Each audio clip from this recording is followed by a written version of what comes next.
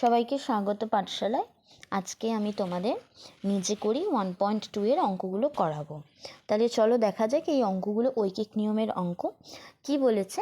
প্রথম প্রশ্ন দেখো, বলেছে একটি চাকা 55 বার ঘুরে 77 মিটার পথ যায়। তাহলে 98 মিটার পথ যেতে ওই চাকা কতবার ঘুরবে হিসাব করি।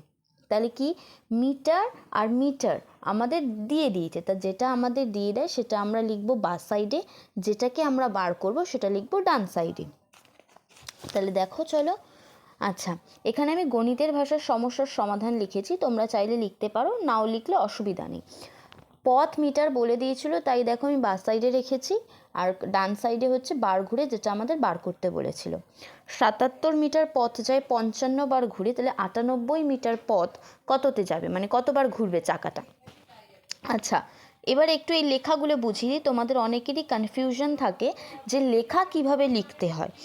আচ্ছা, এই যে 77 মিটার, এই যে মানে দূরত্ব, ধরো এটা দূরত্ব 77 মিটার, এই দূরত্ব যত বাড়বে তাহলে চাকা তো তত বার ঘুরবে, মানে বেশি ঘুরবে। আমি যদি তোমাদের একটা এক্সাম্পল বলি, যে ধরো লজেন্স, তুমি এখন একটা লজেন্সের দাম যদি 1 টাকা হয়, তাহলে 5টা লজেন্সের দাম নিশ্চয়ই বেশি হবে। তুমি যত লজেন্স কিনবে তত তার দামটা বাড়বে। তাই এখানে বলেছে যে বেশি দূরত্ব গেলে, আমার যতটা দূরত্ব হবে ততবার তো চাকাটা ঘুরবে, সেটাই এখানে লিখেছি যে বেশি দূরত্ব গেলে বেশিবার ঘুরবে।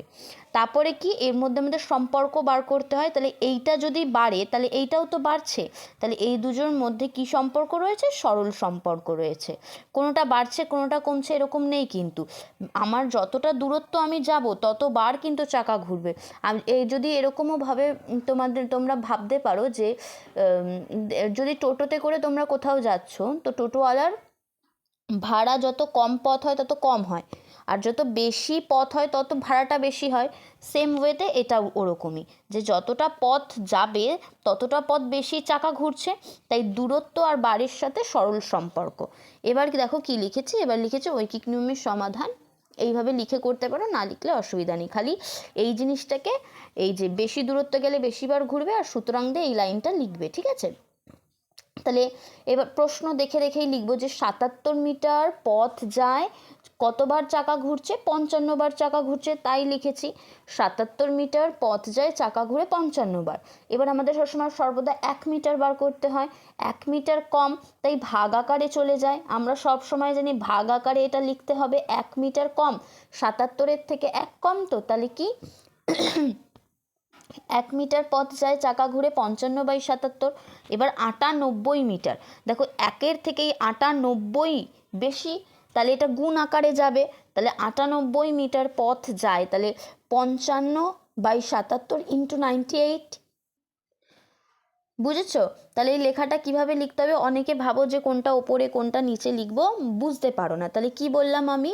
77 মিটার পথ যায় চাকা ঘুরে, মানে এই যে প্রথম যে লাইনটা, এটা পুরোটা দেখে দেখে লিখে নেবে নিজের মতো করে সাজিয়ে, যে 77 মিটার পথ যায় চাকা ঘুরে 55 বার। এবার সবসময় 1 মিটার বার করতে হয়, যে কোনো কিছুর ক্ষেত্রে 1 বার করতে হয়, তাহলে 1 মিটার পথ যাবে। এই একটা কি ছোট ছোট সংখ্যা, তো তাহলে ছোট মানে কি? ছোট 1 মানে ছোট মানে কি? মানে ভাগ আকারে যাবে, তাহলে 55/77। আচ্ছা, এবার এই যে 98, এটা কি 1-এর থেকে বেশি, তাই এটা গুণ আকারে যাচ্ছে। এবার দেখো কাটাকুটিটা দেখো কি করেছি, 55 আর যে 77, একে আমি 11 দিয়ে কেটেছি, 5 11 55, 7 11 77 হয়ে গেল। এখানে যে 7 ছিল, 7কে আমি 98 দিয়ে কেটেছি, 14 হয়েছে। ভাগ করে তোমরা দেখবে 7 দ্বারা 98কে ভাগ চলে যাবে, ভাগ করে দেখবে 14 হবে। এবার 14-র সঙ্গে 14 আর 5 পড়ে রইল, 5 আর 14কে কি করেছি? গুণ করেছি, তাহলে হচ্ছে 70 বার। তাহলে বোঝা গেছে? আশা করি তোমরা বুঝতে পেরেছো। এবার দ্বিতীয় অঙ্ক দেখো, দ্বিতীয় অঙ্কে কি বলেছে?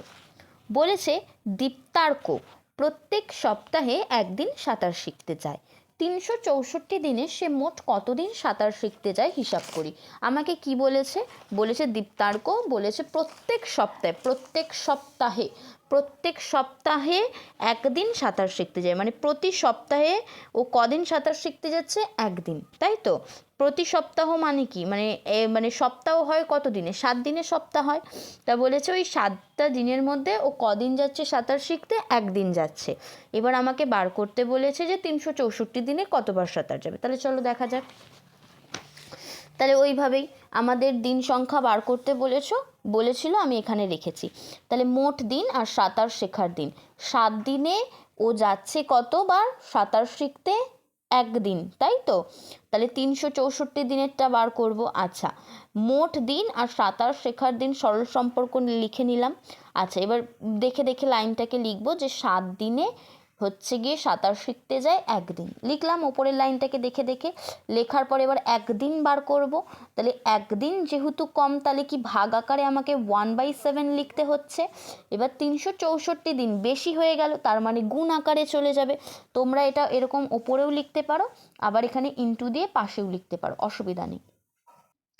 তাহলে এবার কি করেছি দেখো, এবার ওইভাবে সাজালাম, সাজানোর পর কাটাকুটি করেছি, 7 দ্বারা কেটেছি 364কে, ভাগ করবে, হ্যাঁ, তাহলে হয়ে যাবে 52। নেক্সট দেখো 3 দাগের অঙ্ক কি বলছে, কবিতার 120টি কাগজের, কবিতার 120টি কাগজের প্রয়োজন, প্রত্যেক দিস্তায় 24টি কাগজ আছে, কবিতা কত দিস্তা কাগজ কিনবি হিসাব করতে বলছে আমাদের। তাহলে দেখো কাগজের সংখ্যা, দিস্তার সংখ্যা, তাহলে কাগজের সংখ্যা দিস্তার সংখ্যা বলেছে 24টি, কাগজের সংখ্যা দিস্তার সংখ্যা, তাহলে 24টি কাগজে হচ্ছে গিয়ে একটি দিস্তা, আর 120টিতে তো কত বার করতে হবে।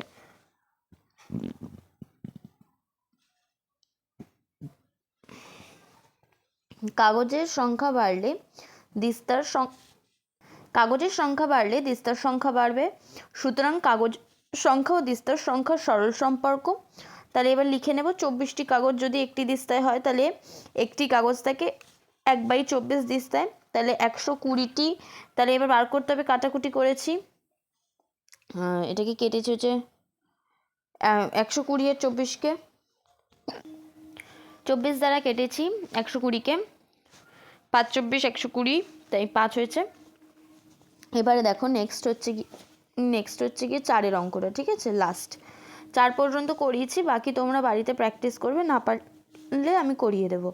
1 ডজন ডিমের দাম 48 টাকা হলে 32টা ডিমের দাম কত? তাহলে ডিম সংখ্যা ওইভাবে লিখে নেবে, দাম লিখবে, 12টা ডিমের দাম যদি 32টা ডিমের দাম, ডিম বাড়লে কি হবে, দামও বাড়বে, তাই ডিম আর দামের মধ্যে কি সম্পর্ক? সরল সম্পর্ক। যদি দুটোই সেম ওয়েতে বাড়ে, তাহলে বৃদ্ধি পায়, তাহলে কি হবে, সরল সম্পর্ক। ওইভাবে বার করেছি যে 12টি ডিমের দাম যদি 48 টাকা হয়, একটি ডিমের দাম ভাগ আকারে লিখবে 48/12। এবার 32টা মানে বেশি বার করতে বলেছে, গুণ আকারে চলে যায়, কাটাকুটি করেছি, 12 দ্বারা 48কে কাটবে, 4 বারং 48, এবার 4 দ্বারা 32কে গুণ করে দেবে, অ্যান্সার। আশা করছি তোমরা বুঝতে পেরেছো।